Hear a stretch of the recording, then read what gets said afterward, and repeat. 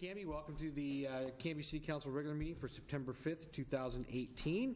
Please stand for the invocation and the Pledge of Allegiance. Lord, thank you so much for our great community, the great weather that we've had, the wonderful summer that we've had. I ask that you just watch over our community as our kids have returned to school, teachers and school staff are back. Keep them safe this year. Keep them all in your hands, Lord.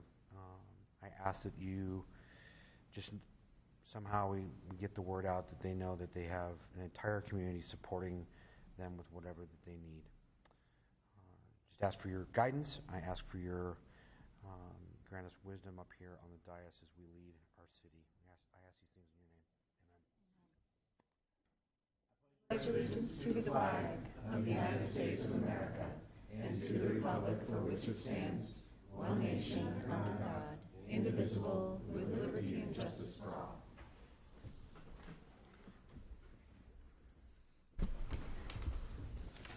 I have two proclamations tonight. The first one is for Patriot Day. So Patriot Day, whereas the terrorist attack that occurred on September 11th, 2001 changed America forever. And whereas thousands of innocent lives were lost in these terrible events, but in no way was this tragic day a defeat for our country. And whereas we rededicate ourselves to the ideals that define our country and unite us as one, as we commemorate all the heroes who lost their lives saving others, and whereas out of this tragedy flowed generosity, hope, and unity, while citizens nationwide demonstrated extraordinary bravery and compassion, and whereas the people of America gained a new appreciation for what it means to be a hero and a patriot by witnessing the unwavering loyalty of our firefighters, police, medical emergency personnel, first responders, and individuals who put the safety of their coworkers and friends above their own. And whereas we take time to acknowledge those left behind who have worked diligently to honor the memories of all victims. Now, therefore, I, Brian Hodson, by the virtue of the authority vested in me as mayor of the city of Canby, in memory of the heroes whose lives were tragically lost, and in special recognition of courageous men and women everywhere who selflessly risked their own lives to save others and protect our liberty, do hereby proclaim September 11th, 2018 as Patriot Day in Canby, and call upon all citizens to observe this day with gratitude and patriotism, and to make a personal pledge to honor and cherish the freedom that defines America. Given unto my hand this 5th day of September 2018. And Chief, I give this to you.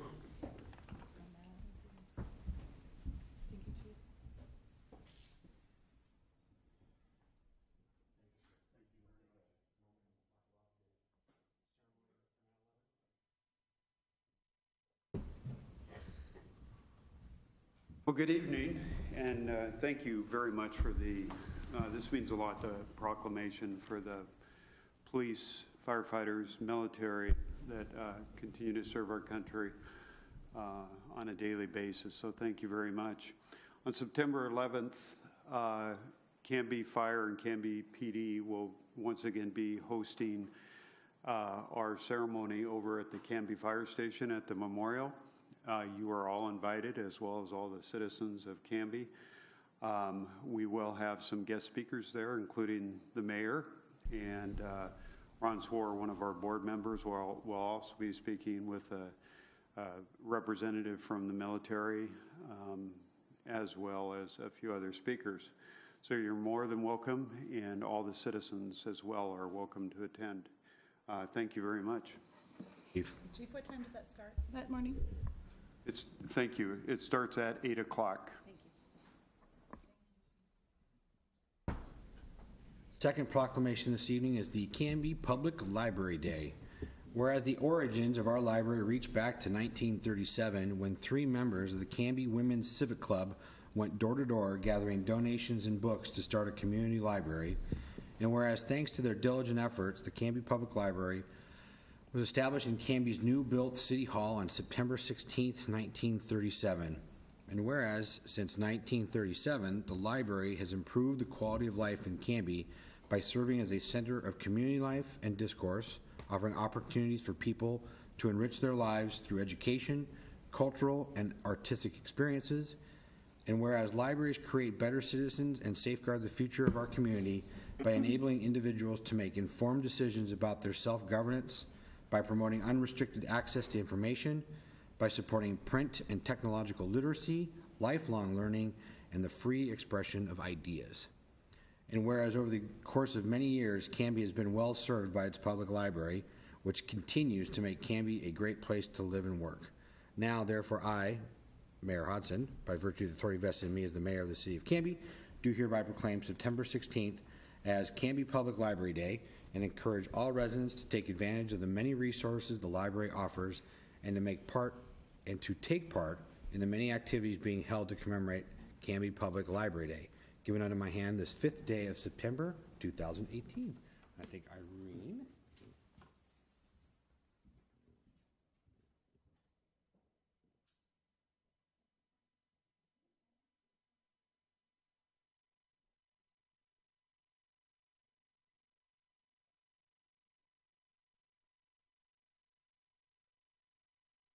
So our goal is to get over 12,000.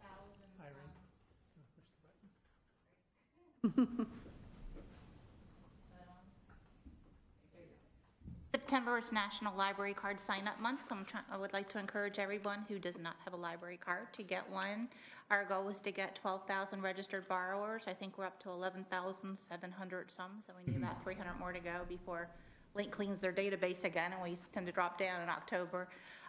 We also are being very active in the community again. We have the makerspaces up and running with our avionics lab and an hour of code.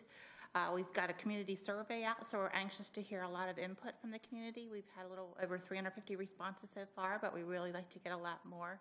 And the survey goes until September 20th. So we encourage everybody again to fill out the survey. We're working on some outreach. We were thankful to be able to use the city van now to use community outreach. So we'll be doing that on Saturday. So take if you're in the area, you might see the van go by with Angelica, and they're going out and delivering and using books in the community and trying to check out items. So be able to check out items through the van. So that'll be awesome. Great. So thank you. Thank you, Irene. Great, we'll move into communications. Anything, Mr. City Manager? Okay. First opportunity for citizen input and community announcements. So if there's anybody that would like to address the council on non-agenda items, fill out the yellow card. I have none, not seeing any. I'm guessing the 3, 4 citizens here are good. Okay. There's 5.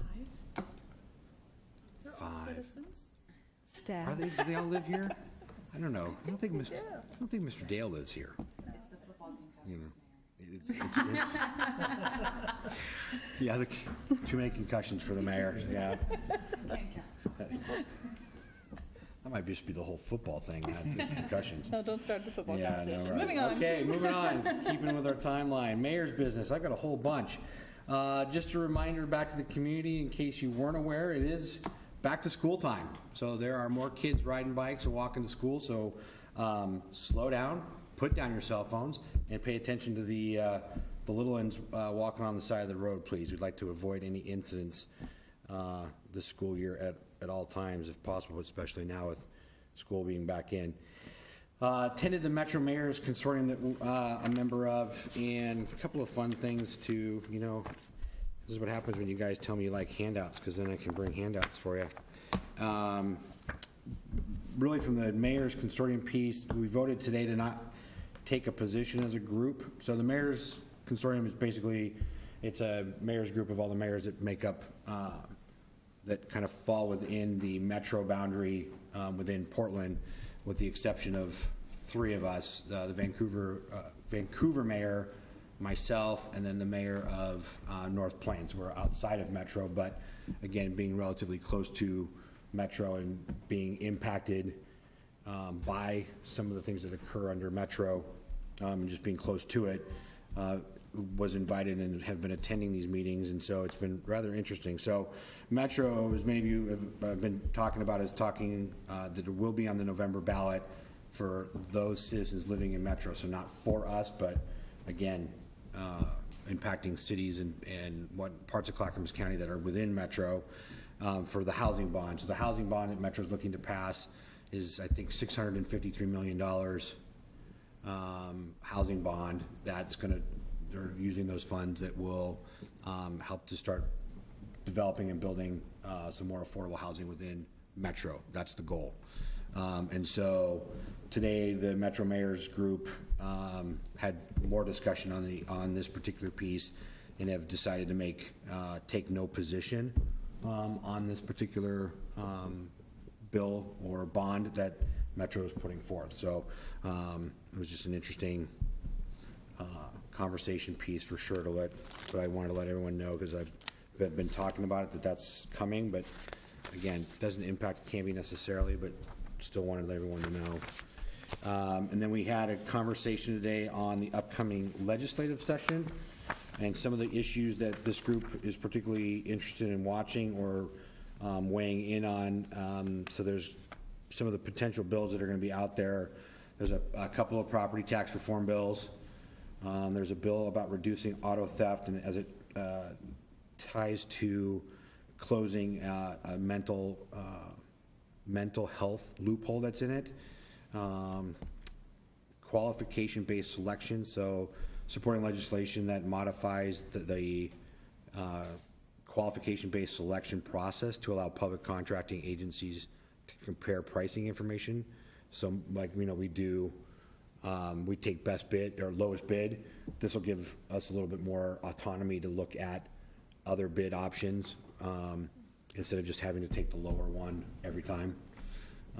Looking at, there's a couple of bills about rights of way. They're looking to preempt local authority on managing our public rights of way. So that's something that the Mayor's Group is watching. Protecting shared revenue streams. Again, states looking to limit our existing streams of revenue that we share with them. So that's a bill that, again, state will keep more, we'll get less, along cigarettes, liquor, all those shared revenue streams that we have. They still are going to try to take a couple of stabs at PERS, though I don't think there's anything that's going to happen regarding that. There's a couple of housing assistance programs that are being considered. The carbon reduction or pricing that they're talking about should be a hot and heavy topic. With the conversation I've had with Senator Olson, sounds like there's a couple of bills that might fall in that category. So that's something that the Metro Group is looking at or keeping an eye on. And then possibly this group introducing a mental health bill to address some gaps in the mental health piece and drug addiction aspects. So I'll keep you guys informed on that. My list here.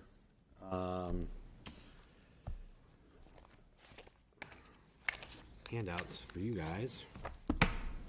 So today, the afternoon meeting I went to was the Small Cities Economic Consortium meets. And so we went over the Chief Operating Officer for Metro recommendation regarding some management growth pieces. If Rick, if you'll take a copy, I didn't grab an extra one for you. We just needed a copy for Greg Parker, Councilor Parker. So what is in your hands basically is there's 4 cities that are gone and asking for an UGB expansion, urban growth boundary expansion piece, and so they just reviewed this report. So basically what's happening is the Chief Operating Officer for Metro is coming back to the Metro Council to give the recommendation that those 4 cities be allowed to expand their urban growth boundaries. And the reason I thought this was important is we look at our growth as a city and what that's going to mean for us in terms of, as we look at with the plan being to look at possibly our comprehensive plan here within 3 years, what that's going to mean for us in terms of if we go through and are going to need to do a huge urban growth boundary expansion, what is that going to mean? So there's some interesting pieces in regards to that in here that I think can help guide us through that. And there's also some pieces which I found interesting regarding some housing things. So again, more information for you guys. you know, for now, I'd say read it and hang on to it, because I may come back later with an ask for something from it, so more stay tuned. I want to give a big thank you to everyone that was involved in Canby's Big Weekend. First off, we had Canby's Big Night Out on Friday, the 25th. Is that right? So thank you to Backstop Bar and Grill, Greg Perez, the city staff did a great job. We had help from Life of the World Church, Pizza Schmitza, Ebner's Meats, Gwen's Coffee House, Canby Foursquare Church, Knights of Columbus. We had a whole host of people. There was, what, 4,000, 3,000 people downtown? It's grown every year that we've had it, and it was our 5th year, and it's just been 4th year. It was our 4th year. It's just been a great turnout. Canby's Big Weekend, which followed, was huge. So thank you to the Cuts for Thriftway family for the cruise in. It's 650 cars for that event, that was a lot of cars to take in. Rotary Club did barbecue, which was great. 4-8 Financial, the Carlson family put on the Dahlia Run. Swan Island Dahlia's farm was open and was swamped. Movies in the park, so thanks to Sparks of Hope and Victory Point Property Group for closing out the summer on that. So it was just a great event. There was so much going on that weekend, and so many people from Canby, but from elsewhere. Like the car show, I talked to one gentleman who trailered his car for the show from Wisconsin, and another one trailered his from Colorado. So yeah, so next year I think is the 25th anniversary of the car show. So that should be pretty huge. So I don't know if you've all, council has checked your email. There was an email that Kim forwarded, or a letter about some concerns on township. Will you take that to, or pass it along to the Traffic Safety Committee for them to take a look at that and maybe put it on their list of hot 100 topics to take a look at? Thank you. Another fun handout for everyone. So this one coming around to you guys is regarding the Park and Rec Park Advisory Committee. So I had you guys all turned in your sheets to me, and we had conversation and kind of went through and rated the parks. We didn't go through all of them, but we hit on, looks like about seven of the parks that we thought were the most visible and highly used. And so what you're looking at here, so across the top was, so the 1 through 6 there is basically based on that criteria that I gave you, like where we saw the park. So if the park was a level 1 park, it meant that it was our center park. It was state of the art. It was in a major urban center, all the way to 6 being kind of a dirt patch. Nothing's been done with it. So what we did was we went through and we took all the surveys that we were given and kind of rated where each survey kind of felt where each of those parks were. So then under current maintenance or type, we averaged them out. All right, so like Waite Park averaged out at like 1.7. So it's not quite the state-of-the-art park, but it's, 2's kind of, so then we had a conversation like, okay, so when we looked at the desired maintenance piece and we looked at the amount of hours that was being committed to Waite Park each month, we thought, so the conversation was, does Waite Park move closer to a number 1 rating if we do more maintenance, or if it's because of its condition and lack of amenities? And so the conversation was that no matter how much we increase the maintenance piece to Waite Park, it really wouldn't necessarily move the dial on Waite Park's position in terms of it moving to that ideal level. And based on the Park Advisory Board felt that the ideal level for Waite Park was a level 1. We want that to be that state-of-the-art central park to our city. So that's kind of, so as you're looking through that, so like community park, definitely the conversation was, is that if that was if more hours could be committed there, that would improve where the park was at, but also It was like an amenity piece. Maple Park was an amenity piece. So some of these just came down to what's gonna move the needle. Wasn't so much more maintenance time, it was gonna be upgrading equipment or certain, layout of the park or whatever. So, it was a really great conversation to look at it in terms of, the Parks Board really got into it in terms of just, understanding what the amount of hours that are being spent currently on parks, and is that it's maintaining them, but if we, where do we want to spend the dollars? Is it amenities and making them better, more current, more user-friendly, expand use, or was it about maintenance? Understanding too that if you expand the use of the park, it's going to require more maintenance, but for now, even if we increase the hours at Maple Street Park, it wasn't necessarily going to move that closer to a 2 level. It was more about, well, we have tennis courts that are bad and parking lot that, just some amenity pieces that kind of need to be looked at and talked about. So I wanted to share that with all of you, so you kind of have, that was the crux of what we did with that feedback form that was turned in. So when we do the tour here in September, we're going to look at these parks and maybe a couple of, like, we'll go look at the trail and whatnot and kind of look at it through that kind of lens of, like, is it a maintenance piece? Do we need to put more maintenance dollars? Or are we to the point where no matter how much more maintenance we do, it is what it is? If we want it to be more, we're going to have to make the investment in what does that look like? So it goes to the conversation as we're looking at the park master planning conversation that's coming up. So when is the tour? Do you remember off the top of your head? September? We were just looking that up. Thank you. Thank you. The 18th. Or 18th. Tuesday the 18th from 6:30 to 8:30. Thank you. yeah, we'll meet out here. We have cat buses gonna tootle us around, and yeah, we'll have bottled water and all that fun stuff. So, but I wanted you guys to take a look and see that. Thank you.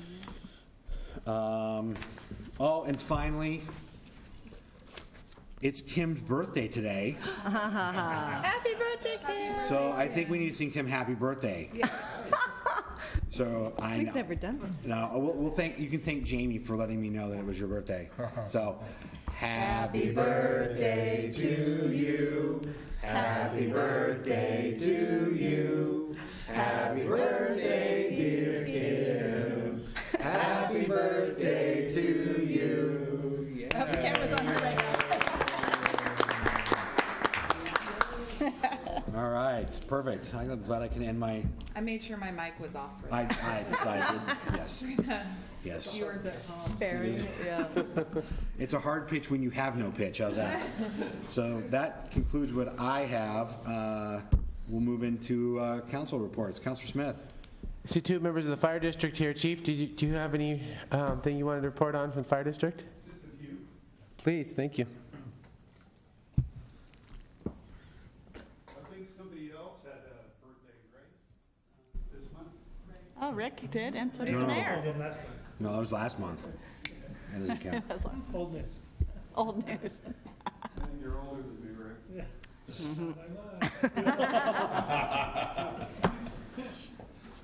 Okay, thank you for allowing me to just give you a quick update. First of all, I'd like to thank the citizens of Canby, Barlow, and the unincorporated areas for being very patient and working with us on the open burning. We still are in extreme hazard condition within the Canby Fire District and the unincorporated areas. It has been a very, very busy season for us this year. We've had some very large fires between us and South County, I should say, all the way to Molalla, because we work very closely with Molalla, Colton, Aurora fire districts in fighting these fires. One day we had 3 working brush fires at one time between Canby and Molalla, so it stretched us pretty thin. All the way up to Dickey Prairie and Ramsey, we had units going back and forth. And that's continuous, but it's calmed down because citizens and the people are being very patient and not burning. And that includes charcoal burning or open fire pits during extreme hazard. We will advertise as quickly as we can to lower that extreme so that people can have campfires and/or charcoal burning, that would be allowed. But just 2 days ago, I responded on just a burn barrel, and it took off and got into some fields. And that was a simple burn barrel. It was just from the heat from the burn barrel. So those things happen, but we will advertise as soon as we can when we can have some open burning. Your next city council meeting, we've been invited to come and speak to you in regards to the bond issue that the board of directors are putting in front of the voters in November.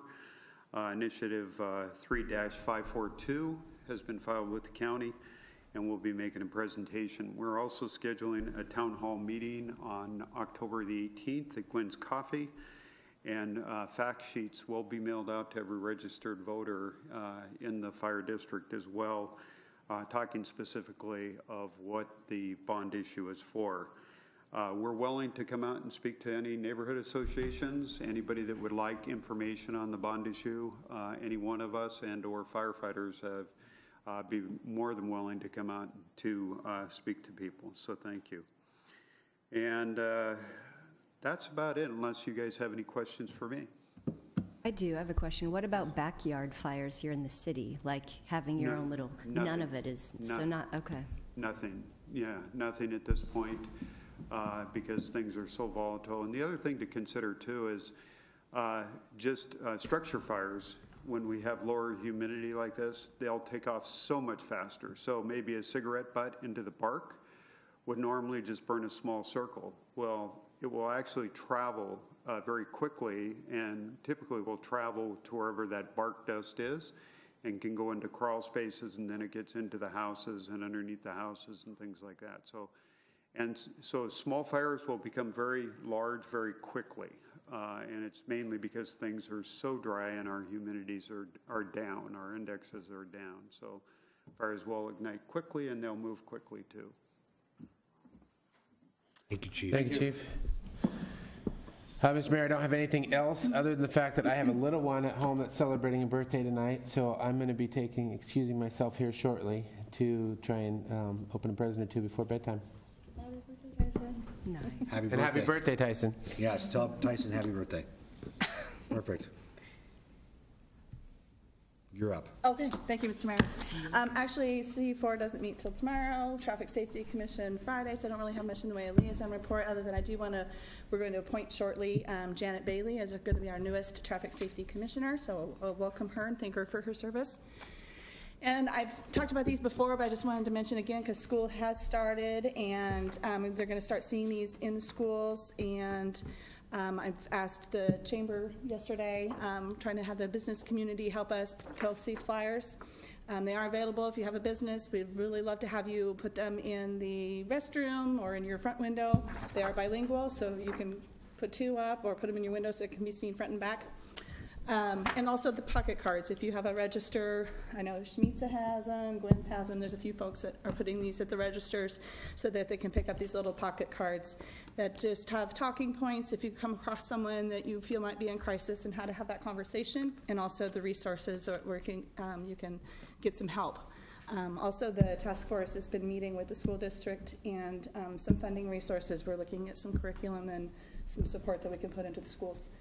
It'll take pretty much this whole school year to launch it. Full force will be next year, but we're really excited with the momentum that we've been getting in the programs that we're putting into place. So that's the Canby Suicide Prevention Task Force. And so, yeah, we'll be talking about this a little bit more as the program gets launched, but I just wanted to remind everybody about the flyers and pocket cards. And that's all I have. Great. And I think on Sunday, there's a big radio program, I think being put on through iHeartRadio, addressing suicide prevention, and it's just a myriad of recording artists and whatnot, and athletes talking about depression and whatnot. So, yeah, I think it's. If you have a link, let me know. Otherwise, I'll look it up and put it on our Facebook page as well. So great. I think it's iHeartRadio is putting it on. Okay. So that might be where to get the word out. And again, yeah, it's this Sunday. Thank you. Yep. Thank you for being a part of that. Oh, sure. Council President Dale. Yes, Mr. Mayor. Canby Utility has completed their move into their new headquarters facility at 4th and Pine. And in October, they are planning to have a public open house. And I hear there'll be goodies and treats and equipment for the kids to play on. So stay tuned for the exact date and time of that. And that's enough for tonight. Okay. Thank you, sir. Councilor Height. Yes. So for the library, our director, Irene Green, gave a few updates, but at the board meeting, there's a couple other things. They talked a bit more about the IGA regarding the Gladstone and Oak Grove libraries, but I believe we're going to have a work session on that in the coming months, I think. So I'll have more information. It's a complicated topic, as we know. The Canby Library Foundation got a $10,000 STEM grant recently, and so they purchased laptops for the makerspace to be used for the coding and the avionics program, et cetera. So they're being kind of stored there. So they're safely stowed away there. But that's pretty great, $10,000. So good job, Foundation. And the Friends of the Library had their first garden tour. I didn't go, but I think they brought in maybe $1,000 or $2. So I think they were pretty pleased with that. And I think that's about, and the library board asked about the donor board that was supposed to go out there in the foyer, and I think there's some movement in that direction to complete that. I don't know, does Rick have an update on that? Yeah, that is in progress. Amanda is actually leading that effort. We continue to be in the process of making sure that we don't forget anybody. I think that we finally have a complete list, and that list has gone to the sign maker to complete, and we should have it posted here as soon as they get it done. Good. Yeah, that'll be great. Okay, thanks. And then with the Transit Advisory Committee, our director there, Julie, is going to give a presentation soon, but we had a public hearing at our last meeting for the Title VI Limited English Proficiency Plan, so we'll hear more about that soon. And yeah, Janet Bailey joining the Traffic Safety Commission. I found it interesting in her application that she heard about it by watching our meeting. So that was very heartening that somebody watched our meeting, took heed, like, hey, there's an opening on this committee, and by golly, she applied. Yeah, So she saw it. it's She very, emailed me. She said, what do I do? so good news. I'm glad that someone's paying attention and getting Yeah. involved. So that's good stuff. That's all I got. Great. Thank you. Councilor Spoon. Why, thank you, Mr. Mayor. I don't have a lot because my meetings, I was either out of town or they got moved to odd times or something. However, Bridging Culture's English classes are starting in the next month or so. So if that's something you're interested in or you want to participate in the conversational period during the mealtime before the classes, check in with Bridging Cultures on Facebook. I don't think they have the start date up yet, but they usually do within a couple of weeks of it, and I know it usually starts between 3 and 6 weeks after school starts, so it should be coming up here soon. I wanted to welcome the new residents of the Dahlia. They all started moving in, including my mother-in-law, who was very excited there was a trash chute. She wanted to show me. So it's kind of exciting to see some activity going in and out of that building. And then also there's a new event coming to the Canby Event Center in a couple of weeks, and I don't know how to say it, so I have to apologize in advance. It's El Grito, which is a multicultural event. It's going to be September 15th and 16th. It's brand new this year. It's a first-time event, but it sounds like they're committing to staying around in Canby, and there's going to be everything from a rodeo to rides, and it sounds like there's a lot of free kind of kids activities going on, as well as there's going to be soccer and a series of lowriders, which my son got very excited about. So tickets are available online. I think someone posted about it on Canby Now, but you can probably find it on the Canby Event Center webpage as well. So it's exciting to see new events coming. And I think it's a celebration of Mexican Independence Day, but it's just kind of neat to see some new events coming to our community and hopefully driving some traffic into our town. And then one last thing is I'm on the board for the Willamette Falls Heritage Area Coalition, and they just announced a free heritage talk and it's called A River Connects Us, Tribal Agricultural Practices in the Willamette Valley from Ancient Times to Modern Days.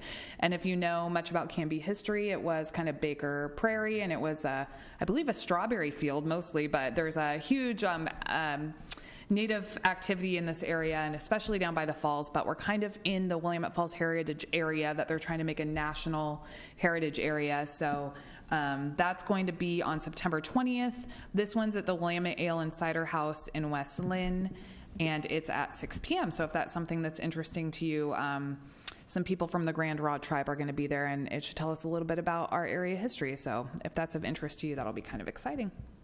And that is all I have, Mr. Mayor. Great. Thank you very much. We'll move into the consent agenda.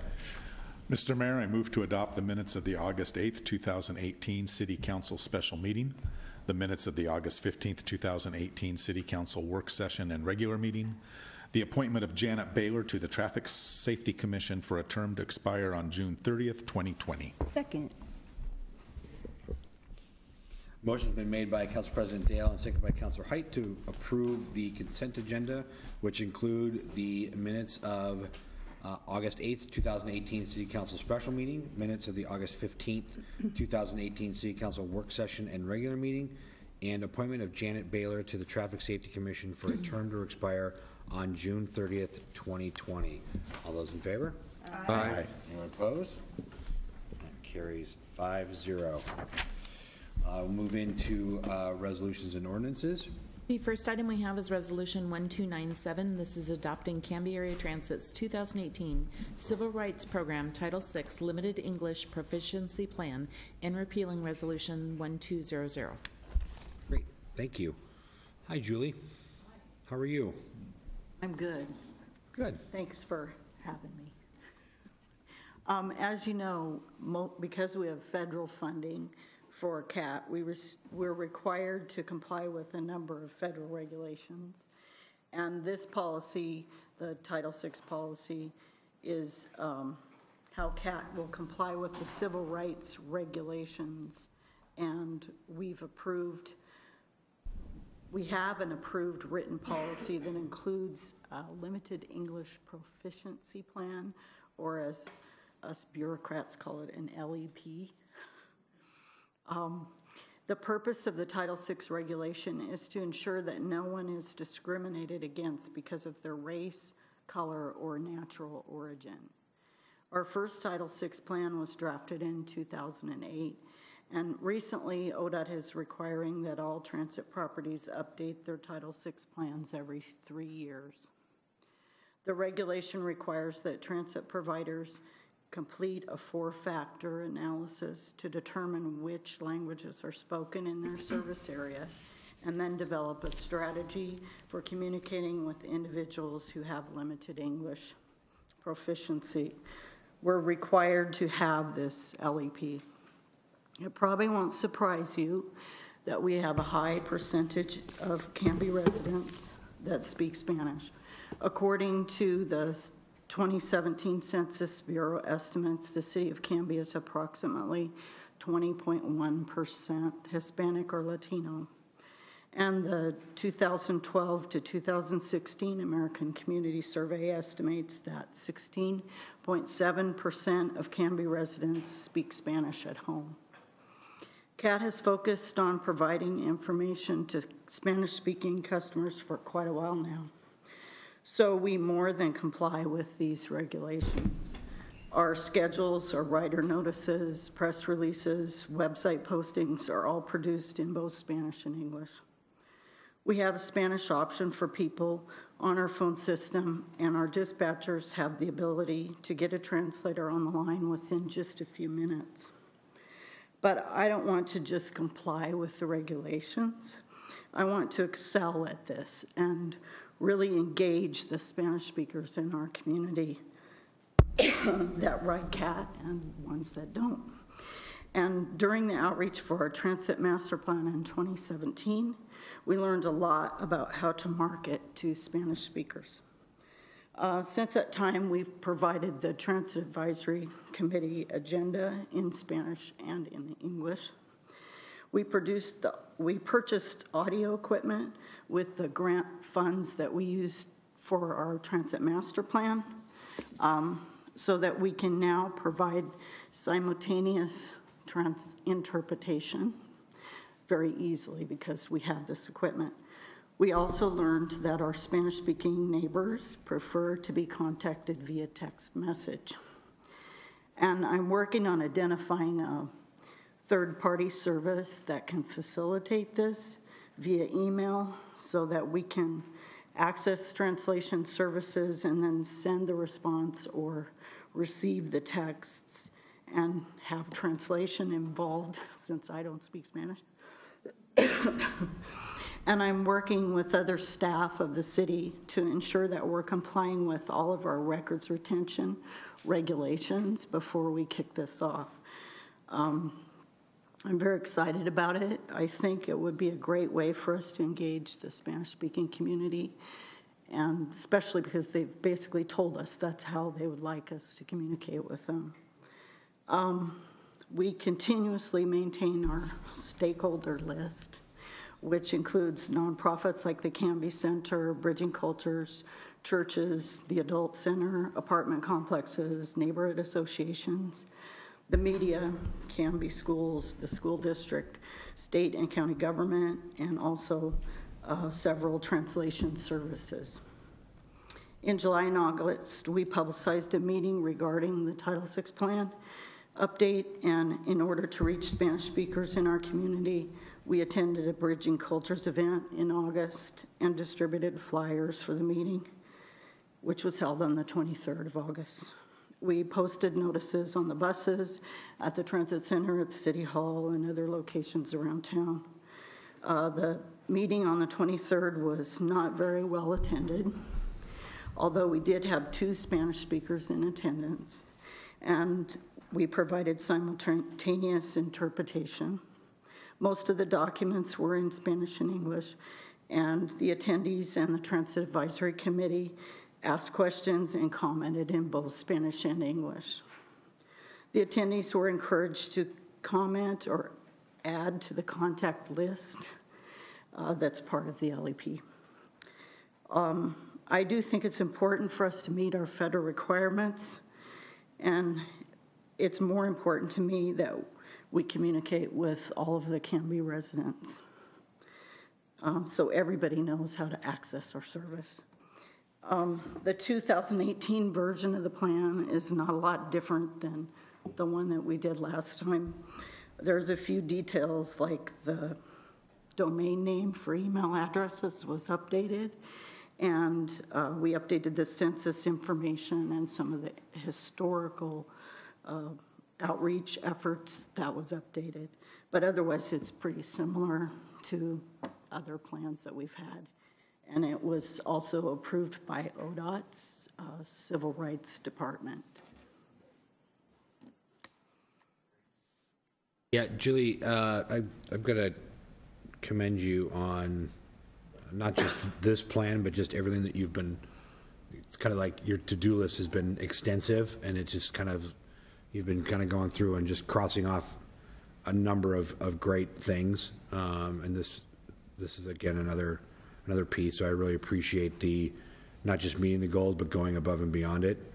I think that's, I think it's needed for this community. Like you said, that going back to, what are we, 20.1%, that's significant. So thank you for the hard work on that piece. The only question I had was looking at the breakdown in the information you provide us in terms of under the section Hispanic or Latino and other races. So like the next ethnic group is, so like the Asian and ethnic group is at 2.2%. Is there a required like threshold where all of a sudden now we need to, where we feel that we need to start providing the same information in a third language? Like what's that cutoff? I can't recall exactly. I think it's 10%. Is it? Okay. If you have 10%, then you're required to produce all of your materials in that additional language. But we are required to have on all of our documents that other formats are available upon request. So if anyone speaks another language besides Spanish and they would like to have it in their language, all they have to do is ask, and we'll do it. Good to know. Yeah, Great. and the translation service that we work with can translate into any language that we request. So like when the dispatchers call in, they can request many different languages, not just Spanish. And we have a card in the office that says, what language do you speak, in many languages, so that if someone comes in the office, they can just point at what language they speak, and then we put them on speakerphone and we can talk to them in their language through the interpreter. Okay. Perfect. That was my only question and comment. Great job, Julie.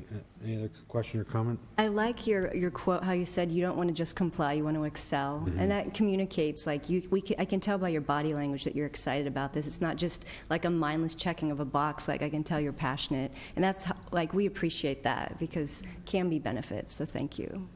Yeah. Very good. Great. Thanks, Julie.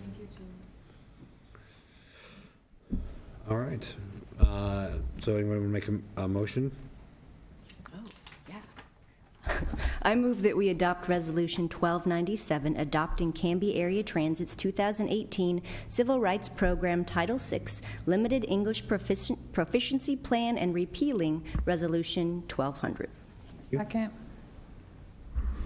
A motion has been made by Councilor Height and seconded by Councilor Spoon to approve Resolution 1297, adopting Canby Area Transit's 2018 Civil Rights Program Title VI Limited English Proficiency Plan and repealing Resolution 1200. All those in favor? Aye. Aye. Anyone opposed? That passes. I guess now we're down 4-0. Great. Thank you all. Kim? The last item we have is Ordinance 1492. This is authorizing the mayor and/or city administrator to execute an immediate opportunity fund agreement with the State of Oregon Department of Transportation for the reconstruction of the intersection of North Elm Street and Oregon 99E in the amount not to exceed $137,951 and declaring an emergency. This is before you for second reading. Yes, this agreement, as you may recall from our last council meeting, will essentially transfer the responsibility for the administration of this immediate opportunity fund grant from the state of Oregon to the city of Canby. The reason this is so important to us, other than getting the wrong state, is that the transfer of the responsibility in the executing of the intergovernmental agreement also transfers the authority for the city to manage the construction project at Elm Street and thereby move forward our quiet zone application process. Mr. Mayor, I move we adopt Ordinance 1492, an ordinance authorizing the mayor and city administrator to execute an immediate opportunity fund agreement with the State of Oregon Department of Transportation for the reconstruction of the intersection of North Elm Street and Oregon 99E in the amount of not to exceed $137,951 and declaring an emergency, which I already got the explanation for last time. Second.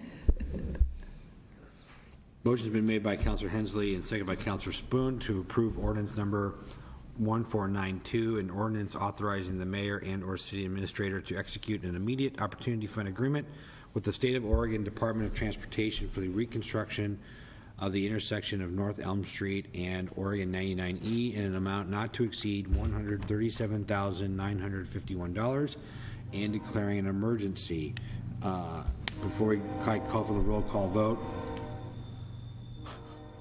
so I paused because the train was going by, which is precisely what we're trying to get Elm Street repaired so we can have that quiet zone. It's like on cue, Mr. Mayor. I know. It's like, gosh, I couldn't have asked for a better. I know. I was really great. Right on cue. I am excited that the fact that we were able to get the management of this project and whatnot turned over to us. And so that's a huge, for those of you that have been following this for, we'll say a long time, that's a big piece to this, is getting that intersection taken care of, fixed, redone, whatever we need to do to get that done.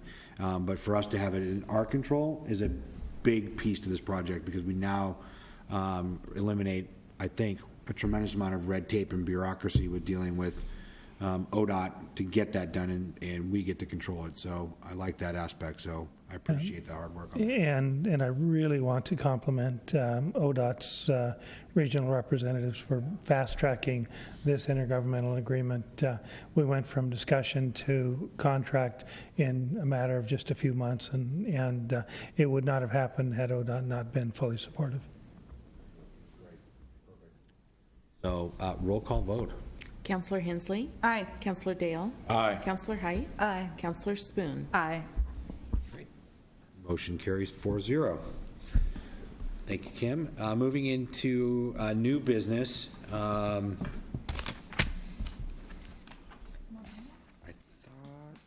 guess I don't have handouts because it's in your packet. So in your packet, on page 57, I think, according to the agenda, is a conversation. So Clackamas County the Board of County Commissioners is looking at increasing the vehicle registration fee. And so this has been something I've kept you guys abreast of, that C4 has been discussing and talking about. And they are wanting, obviously, to know where we as a council stand. And I wanted to bring this before you all to get your input on it, so that either, my guess is that tomorrow evening it's on the agenda for tomorrow night to talk about what more conversation we're gonna have. So what I'm looking for tonight, on our position on this, or feedback from you guys, so that I can go back and have the conversation, is one, the amount of the increase. So we're looking at either the Board of County Commissioners is looking at either a $25 increase to the vehicle registration fee or $30. So that's one thing that we're looking for. The second piece, sorry, 1 second.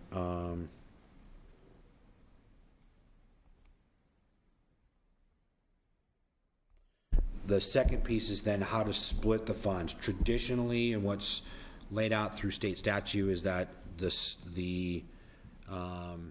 split can be 60% goes to the county, 40% would then be broken up and then divided out to the cities based on amount of cars registered within Canby. So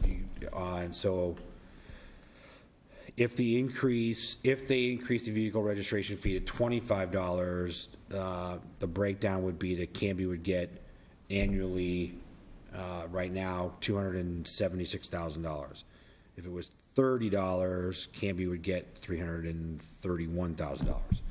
So that's the traditional breakdown. The other option to split the funds was first to do, a non-traditional approach would be setting up a joint fund. So off the top would be a percentage, and that's what I'm going to also want to know. So A, the traditional split of 60-40.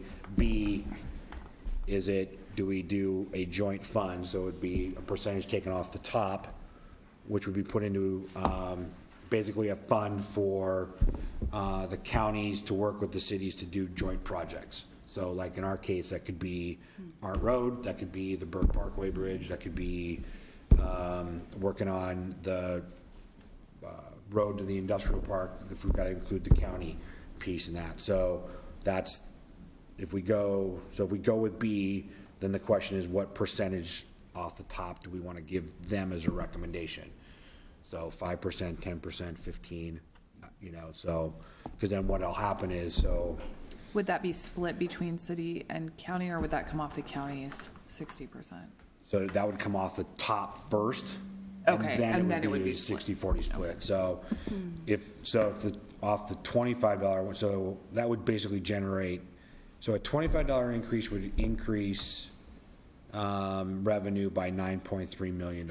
So say we say 10%, that would get taken off the top, and then it would be a 60-40 split. Then would that still be distributed by the same ratio? Like when we're doing collaborative projects, does Canby only have access to the same, like proportionate to our population of this kind of joint fund? Well, and that joint fund, that's part of the dialogue too. Okay. Is it at the discretion of the county, or does that fall back into the Clackamas County Coordinating Committee to annually go, okay, everyone, what's your number one project that you're working on that's crosses over or needs additional funding, and can funds come from the joint account? Does that make sense? Yeah. So we would get together and we would say we put forward the Arndt Road connection, so that's what is that now? What do we have to, about $40 million on that project? Okay. And so that project would be put up against, say, something that Wilsonville has going on, and they want money from this joint funded pot. Then it would be a conversation of C4 as to, great, it's all going to Canby, or great, Canby, you get $1 million, great, whatever. It'll get broken up at least by C4, having that Clackamas County Coordinating Committee, versus the Board of County Commissioners just arbitrarily picking where they want to spend it, basically. So the distinction is, if we do the traditional, it's 60%, 40%, period. Otherwise, it gets really a lot of negotiation, like what are your priorities, who are you going to cooperate with, who's going to get maybe 80% of this. So your autonomy is kind of... It definitely can, yes, you definitely can. You're that extra pot, so to speak, that joint money definitely becomes much more of like, okay, whose turn is it? What's the best project? Is it a regional impact? There would definitely, a lot of the parameters for that would follow the guidelines around how we do STIP funding, which is the State Transportation Improvement Plan or funding. So there would be, kind of is it a regional significance that we're going to fund? Or is it bike lanes in West Lynn? That's, if that's the project that West Lynn wants to put forward, well, then the Clackamas County Coordinating Committee will decide, yeah, let's spend, whatever, 10% of that $9 million on bike lanes in West Lynn. I don't see that necessarily, but with the amount of transportation pieces that are involved, so that's kind of it is a risk, but you're also looking at using those funds as additional funds to what we have. So we then if we decide to take that $276,000 each year and just set it aside or add it to paving project, but that becomes funds that we can use to leverage bigger projects, or if we're looking to, if we have to bond something like the access road to the industrial park. If that became something we needed to do that, we have now money coming in to show that that's something that can be paid for via these funds. And it's at our discretion, but can we put in sidewalks, for example, with this? Like, how restricted is it? Do we I don't know if it's been determined yet on how restrictive that is and whatnot, so I think that's still, they want to get these pieces ironed out and then figure out what's that, again, I don't think there's any strings on it. Once it comes to us, it's how we want to use it for, transportation, or road improvements, or, whatever. But that's the silo that it'll be put in. It'll fall in that, roads and transportation pieces, not like, great, we just got $276,000 we can put toward the wastewater treatment plant. No, it's got to go for those pieces. So, Mr. Mayor, a question. Yeah. Damascus share by state law goes to the county. And that's effectively a 5% cut.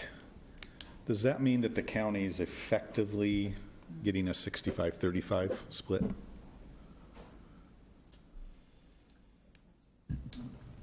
That is a great question, Councilor Dale.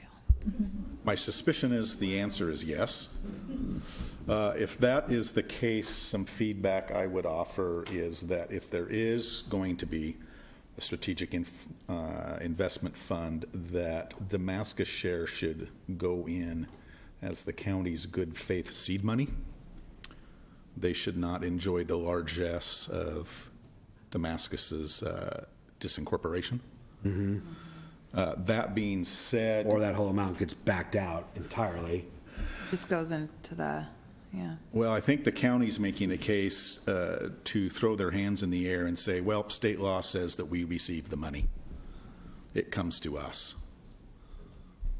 So not to be used in this Damascus, you're saying? That Damascus no limits- longer exists as a city, and so state law says that for 10 years, the county gets their proposed share. What has it been, 2 years since they unincorporated? Yeah, I think it's only 2 years now. Time flies very fast, so Yeah, usually I they- think it's 2 years since it's been 8. I think the way this is calculated, and Joe will get the exact number, but Damascus was set to get 4.79% of The cities. the Of the city's 40%. portion. So they get 5 for So that's more 2%, like one- basically, one- yeah. So they get 5% of 40%. Yeah. So basically 2% Yeah. is what they'd be, so they get a That'd be little the next way. 62.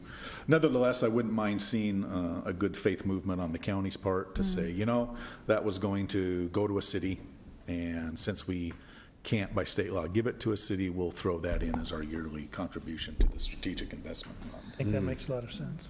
If I divide the 178,000 by the 9.3 million, it ends up being almost 2%. But it should be 5% of 40%. I would definitely take that back. I think that's a perfect piece. Given that suggestion, as the mayor and city administrator know, I have a fairly jaded opinion developed over my lifetime and inside knowledge of the county of how they have managed transportation funding through the decades. And I have very little confidence that a strategic investment fund would benefit Canby. I think it will largely fall the way it has traditionally, and the big players on the block, namely Westland, Lake Oswego, perhaps Wilsonville, and very likely Oak Grove will get the largesse of that, and we will see very little benefit. My emotional feedback on it is that Canby would be better off without the strategic fund and keeping the money ourselves. However, if C4's recommendation is go for that strategic implementation fund, I think that's great seed money and good faith on behalf of the county.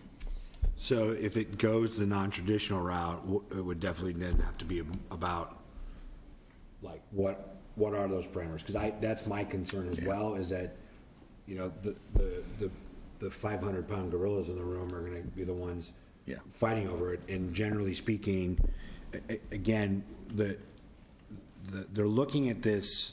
Here's the 2 other caveat pieces here that I'll put out there. One was increasing, actually more of an increase for hybrids or electric vehicles. And that was, I brought that up, and that has gained some traction in setting up a different amount for the hybrid vehicles because they don't pay a gas tax. Right. But they're still using the same roads and whatnot. And so that's a piece that is definitely on the table to be looked at. And then, as many of you know, I have been browbeating the Board of County Commissioners about county roads within the city. And one of the first things that they want to tackle with this is getting city or county roads back repaired and turned over to cities. So that, I don't know if that's going to be, more than likely, it's probably them coming to us or vice versa, and it's going to be more of a partnership conversation. Rick and I have talked about it and said my initial offer was that the county pays 90%, we pay 10. At least start there. Hey, Freddie here, no, don't ask, right, Rick? That's right. And it's our road. And it is their road that they've let go to pot. So that is something that the Board of County Commissioners has said that is their first priority to take care of, is to do a pavement condition index of all the county roads within the county that are within city limits and start repairing those and bringing them up where it's, as it falls into the index. And that's what they would spend their 60% on, first of all. That would be. That's the idea. That's the idea, is that's where the 60% would start to go first. Cool. Sarah? Yeah, just a couple of comments. I had the same question about how funds are restricted, so I'll be interested to see what comes of that conversation.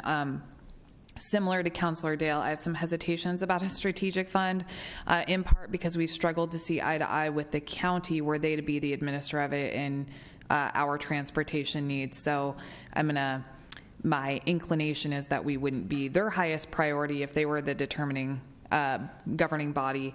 And my concern with C4 being the governing body is that Canby is kind of uniquely geographically isolated, so I think very few of the projects in comparison will have an impact on other communities in terms of garnering support. So if Westland does a project, Lake Oswego and Oregon City benefit from it, whereas if Canby has a project, because of our geographic isolation, there's little benefit to other communities sometimes, and I worry that that will be a deterrent to us getting equal play with the funds. So my preference would be to not have, for the benefit of our community, not have a strategic fund with shared money. However, if there is one, I guess my preference would be maybe for C4 to administer it, and I don't know if that's part of the conversation, but I feel like we'd have more voice and representation in C4 than we would were the county to be the administrator of the funds. And then my other comment is, when you say hybrid cars, hybrid cars do use gas, and I hate to penalize someone because he used less gas, but I could get behind electric cars. Okay. Yeah, so I think that hybrid car drivers do use gas, and I don't feel like it's fair to decide who uses more gas than others, because I don't drive as much as other people, but you know what I mean? But when it comes to someone that doesn't pay a gas tax at all, I could see having a higher registration fee for them, but I feel like hybrid owners purchase gas, and so they are taxed already. Okay. I can make that, absolutely. I do want to say that I want us to maybe, I'm not looking for a dollar amount necessarily, because here's why. I think if I open it up to dialogue, which I did at C4, because Councilor Hensley and I were there, the issue came up of, well, why does this not go out to the voters? Because it's something that could go out to the voters, though it does lie within the power of the Board of County Commissioners to vote this in at their level without having to go to the voters. And based on my conversation with Chair Bernard and a couple others, it sounds like the board is just going to put it on the agenda, have a public hearing, and they're going to probably vote it in. Yeah. So I think my druthers has been in dialogue with them that, again, knowing kind of some thoughts here on the council, but a majority of, I may not use majority, but a large number of our community members would rather see a vote on something like that. I already know that the Board of County Commissioners is already plan on making the decision. The dollar amount, I think, is going to be arbitrary based on what they think their own personal comfort level is with. So we're either going to be seeing a $25 or a $30 increase is what we're looking at. So the question then is, what I'm hearing from you that are here, maybe stick with the traditional split unless we know for sure there's good guardrails. C4 is going to be the governing body, not the Board of County Commissioners, and that the rural cities will railroad Westland, Wilsonville, Oregon City, and Milwaukee into playing nice with the funds based on projects. So, which can be done because the Hamlet CPOs in rural cities have been known to gang up on the larger cities and win. So, I do have one more question, and that's just, I'm curious, because it's distributed by population, how often they would recalculate based on population changes. Has that been part of the conversation? It is not. If it's based on population, my guess would be probably post-census information. Yeah. Though, because this number is based on Portland State University's estimates. So I was just kind of curious about how they're getting that number and how often. Yeah, so Portland State estimates are based on much on the work that they do from a growth perspective for the region. And I thought that too, they could probably just go based on where registered vehicles are. Yeah. So they have that information of where, that makes what far city more you sense. live in when you're registering your vehicle. So, and That again, actually makes much more sense. Yeah, that makes more sense. so, I can pose that question as well. Okay. So you're going back to C4 with our preferred dollar amount, traditional or non-traditional split. And was there a third thing, Mayor, or just those two that we weigh in on? Just those two, Okay. and really it's just kind of like I said, the amount that, it's either gonna be 25 or 30, that's really gonna come down to the Board of County Commissioners. Okay. They're voting it in. Yeah. You know, so, if we wanna decide on a dollar amount, I can take it back and say, hey, you know, my council says, you're voting it in, we don't have a lot to say, we wanna go as low, 25 is where we're at. They were, I think at the retreat, testing, I think 30 was the other, 36? 30, and then there was one that was higher that didn't pan well. Yeah, there was, 25, 30, and I think like $42 or something was, Whatever the max. yeah, and 42, and the max didn't test well amongst the mayors and C4 reps there, so Yeah. if you want me to go back with a dollar amount, I can. No, it's okay. Again, this is one of those, do we want to provide cover for the county or let them take these barbs on their own? So we're going back with more of a traditional 60-40 unless, okay, is that, okay? Yeah, unless there's good guardrails and governance. Okay. And comfortable pushing the electric vehicle piece? If they're gonna, if that's. Propose it, sure. Okay. And then make sure that the language is in there for county roads within the city to be addressed, and I will put in the Damascus, we'll call it the Damascus caveat. That's good news. I like that the county wants to prioritize, giving cities, giving their roads to them. We've been wanting that for years, so I hope this comes to be, yeah. Been, yeah, it's my lead in with every county commissioner every time I talk, so, sound like a broken record to them, but hey, they're finally hearing it, which is good. Okay, thank you. I needed that input, and I'll take that back tomorrow night to C4. Cool. Great. Thank you all, I appreciate that. Thanks for the hard work. City Administrator Business and Staff Report, anything? If I may, first, we did receive a letter from Housing and Community Services from the state of Oregon today on House Bill 406 to implement a new program for severely rent-burdened households in cities with populations over 10,000.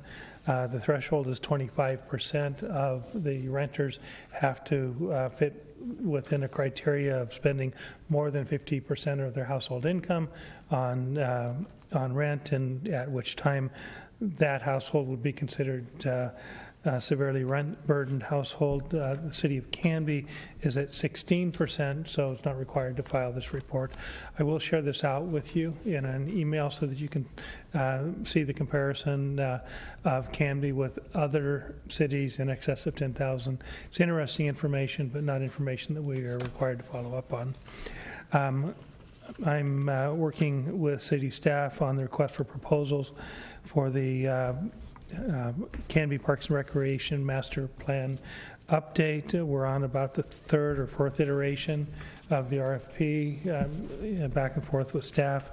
I should have a draft final that will go out to each of you, again, an email form for you to have an opportunity to take a look at it in advance of it going anywhere else, in advance of your next meeting. It addresses many, if not most, of the issues that you've identified as strong policy questions relating to the current and future application of resources to meet the needs, Parks and Recreation needs of Canby residents. So you'll get to see that as we move forward. I'm working with Scott Edwards Architecture on the development of a proposal for architectural and design services for our swim center community room.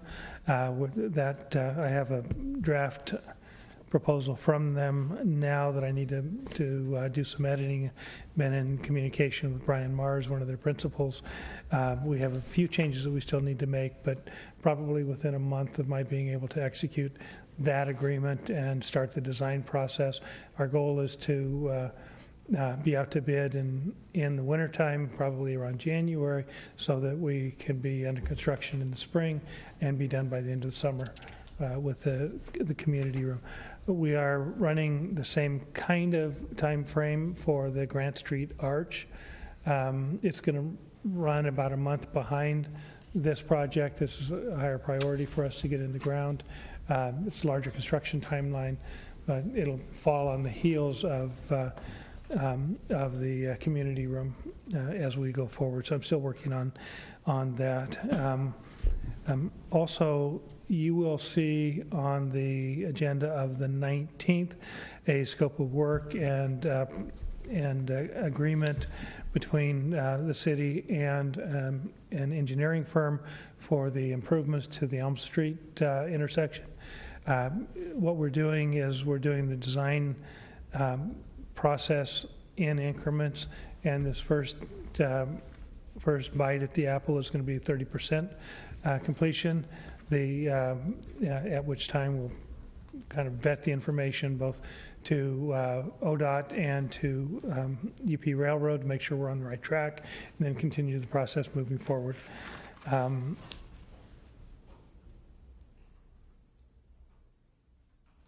We're working actively now on a downtown parking plan that will come first to the community. We want the downtown businesses to provide input, so we're working to develop a kind of a community working group, downtown core business working group. It will come ultimately to you in a work session, and then with your blessing, we'll bring it forward, and it will be our formal downtown parking plan.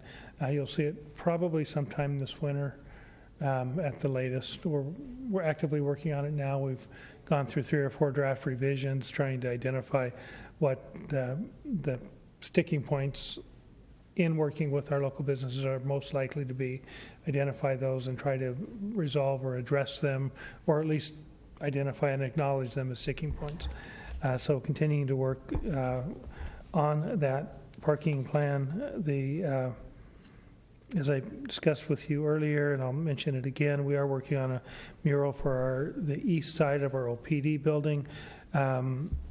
Our facade improvement committee of the Urban Renewal Agency and Arts and Culture Committee reviewed the proposed design today. The design will go out to the local business within the urban renewal ordinance, city ordinance for urban renewal murals within the city's core. Calls for businesses or residences within 200 feet of the proposed.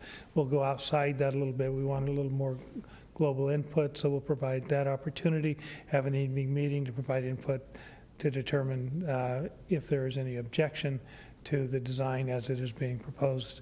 And then once we have completed that process, back to the developer, Mary Hanlon, who, unlike any other mural proposal we have received ever, is proposing to fund the cost of painting the mural on the building herself as part of her project proposal. So because of that, the ultimate determiner, after going through and meeting all the criteria, will be the agency director, and I'll just be evaluating whether all the criteria have been met. The easement that is required to be filed on the property is properly completed, notarized, and filed with the county, and then the developer can continue with the project if all those criteria are met. I also would like to wish Kim and Councillor Parker and my granddaughter happy birthday today. And Tyler Smith. And Tyler Smith? Tyson Smith. Tyson Smith. Yes. So we have a Yes, Councilor Parker's birthday today. plethora of birthdays today. And that concludes my report. Great. Thanks, Rick. Can I comment really quickly? Yes. It's so good that you guys are reaching out to the local businesses about this parking plan. I mean, that shows that the city is listening, because there's been, of course, a lot of discontent, as we all know, over the last year when the Dahlia building was coming in, but I applaud thee for listening to the local businesses. Yeah. Well done. Any other comment on Rick's reports? No? Second opportunity for citizen input. The remaining citizens wish to opine? No? Okay. Kim, action review. You have approved the consent agenda, and you've adopted Resolution 1297 and Ordinance 1492. Thank you. Joe, We haven't heard much from you tonight. You Is have there an not. exec session this evening? There is not. There's not. Great. I will take a motion to adjourn the So meeting. moved. I have a motion to adjourn by Counselor Hensley, seconded by? By Counselor Spoon. Rob's like, what are we waiting for? Great. Yeah, we're just gonna stay here all night. All right, so it's been moved and seconded. All those in favor? Aye. All right, good night, Canby. We are adjourned. You didn't get a chance. Yeah.